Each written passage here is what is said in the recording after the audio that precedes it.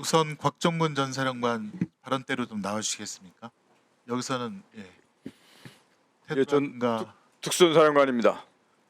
발언대로 좀 나와주시겠습니까? 우측으로 전혀 안 보여서 부탁을 드립니다.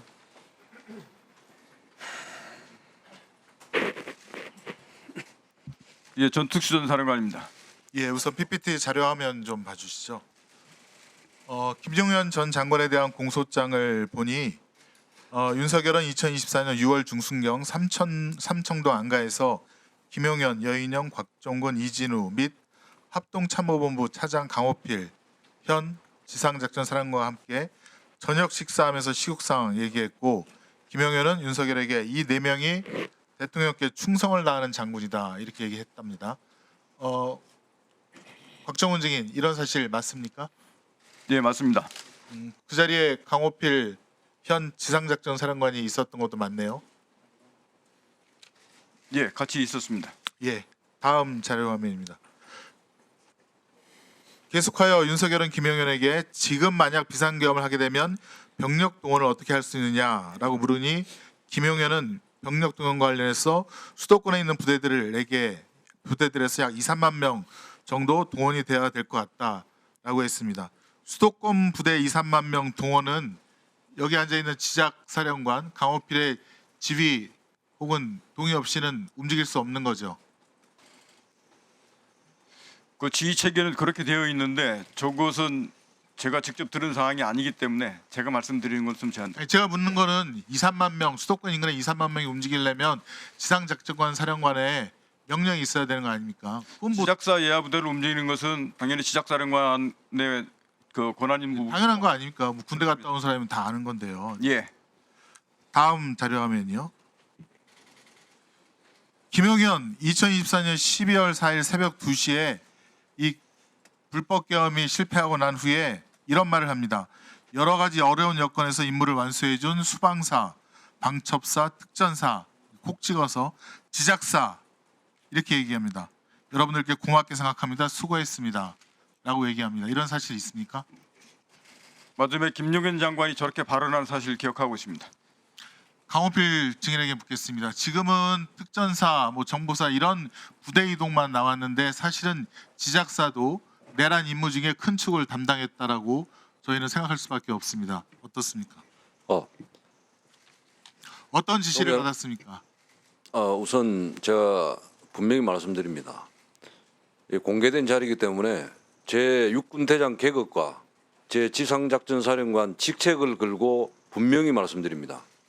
저는 12.3 비상계엄과 관련한 내용에 대해서 전혀 알지 못했고, 저희 지상작전사령부가 병력 출동이든 어떤 임무를 받거나 알겠습니다. 분명히 없습니다. 다시 한번 그러면 경고합니다. 위증의 벌을 경고합니다. 이게 징역 1년 이상 10년 이하 위증죄로 처벌받을 수 있습니다. 네, 알고 이런 있습니다. 공소장 나온 사실 관련해서 특수본이라든가 수사받은 적 있습니까? 수사받은 적 없습니다. 없습니까? 나중에 기회를 주신다면 지금 자료화면 제기하신 내용에 대해서 제가 나중에 부연 일단 계속 질의하겠습니다. 자료화면 보시죠.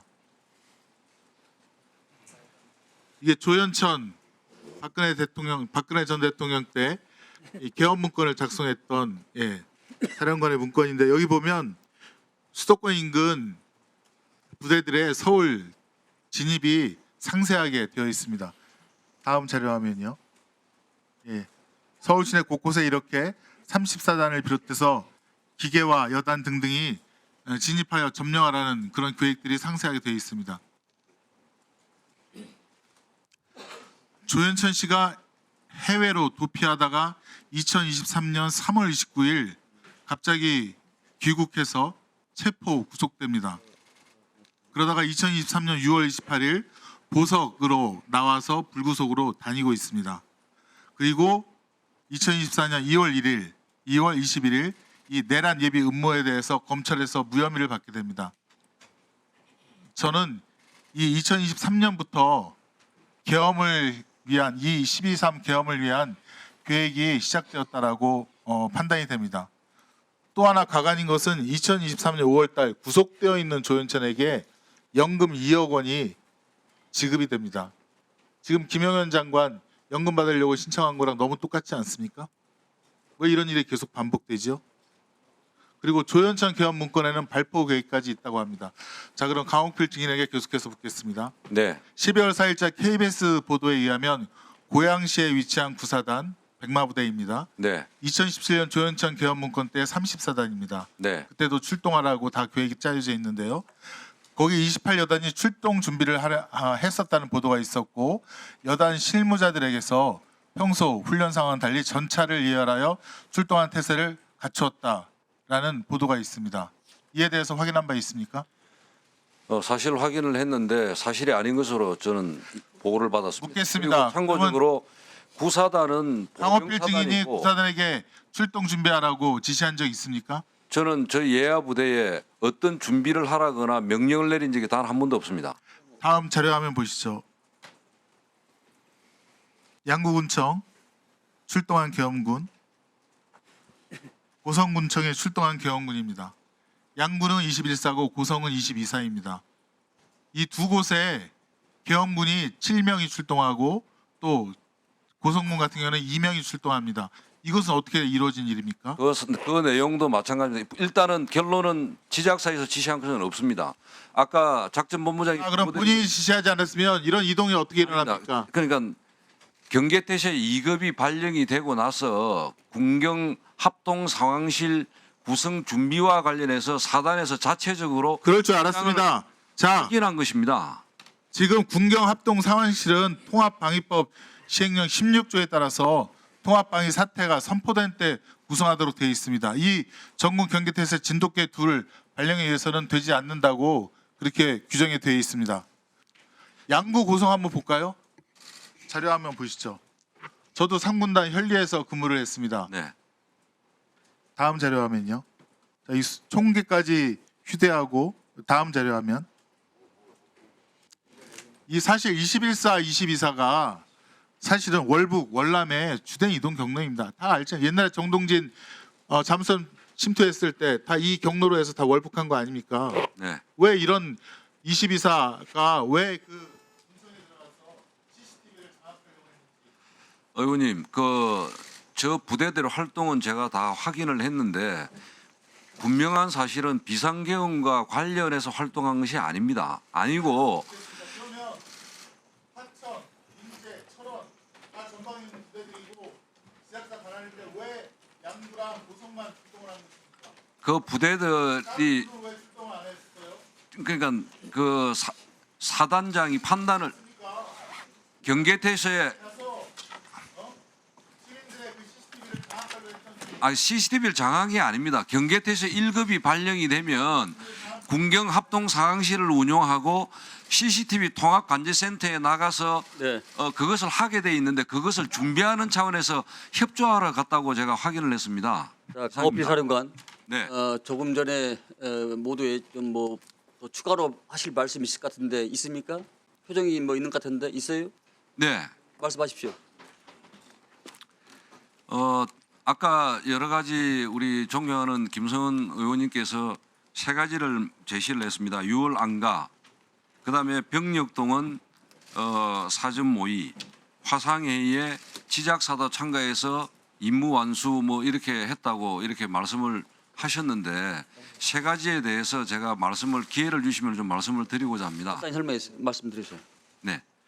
우선 첫 번째 6월 안가 모임 관련해서는 제가 사적 모임에 간 것은 6월 달에 단 한 번입니다. 한 번이고 그때 방첩사령관으로부터 연락이 와서 대통령 주관 격려 식사 자리가 있는데 참석을 해달라 이렇게 대통령께서 요청을 했다. 이래서 제가 그 안가를 간 거고 식사 자리에서 대통령께서 이번에 대장 진급했던 것을 축하하고 그다음에 종교 때문에 진급을 시킨 것은 아니지만 이번에 모처럼 불자 출신이 대장이 진급이 되고 하면서 불교계도 상당히 좋아했다.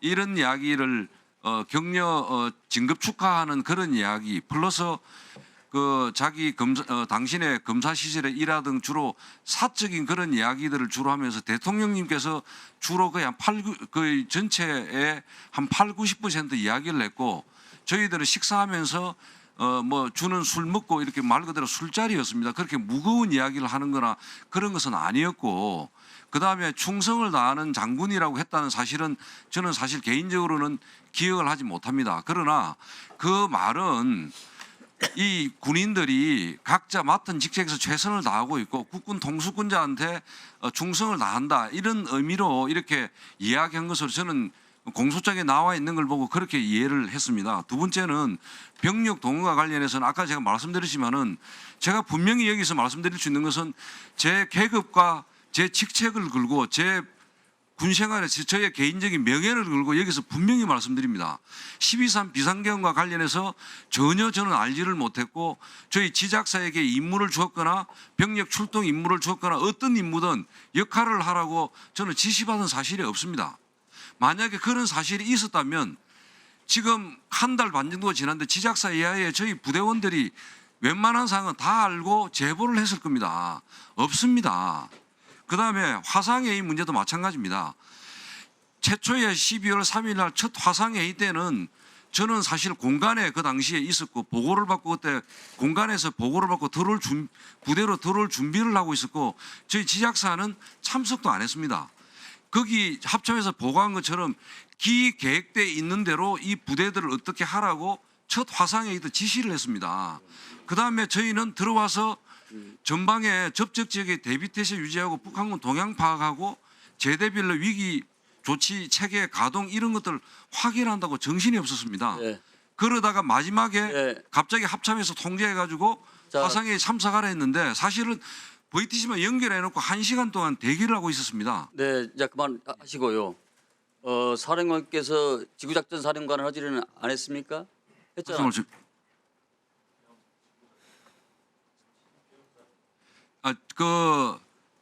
그 계엄령 비상계엄 선포되면은 지작사는 제1지구계엄 사령부 역할을 하게 되고 예하 군단은 지역계엄 사령부 역할을 하게 되는데, 예, 그 비상계엄 관련해 가지고는 계엄 상황실을 구성하다가 끝났습니다. 거의 시간이 2시간밖에 안 됐고 저희 네, 지작사도 자, 그렇고 잘 알겠습니다. 자, 군단도 다시- 그렇고 상황실 알겠습니다. 구성요원들이 박 4명에서 사령관. 8명밖에 안 됩니다. 알겠습니다. 곽 사령관 들어가십시오.